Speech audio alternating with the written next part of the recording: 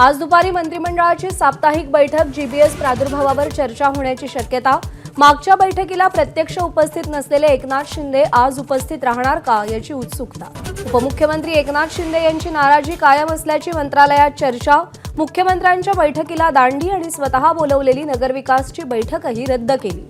देशातील सर्वात श्रीमंत महापालिका असलेल्या मुंबई महापालिकेचा आज अर्थसंकल्प। पालिका निवडणूक वर्षातील बजेटकडे मुंबईकरांचं लक्ष। अंजली दमानिया धनंजय मुंडेंबाबत आज कोणता गौप्यस्फोट करणार? दमानियांच्या पत्रकार परिषदेविषयी उत्सुकता। भगवानगडानंच मुंडेंचा राजीनामा घ्यावा, दमानियांची मागणी।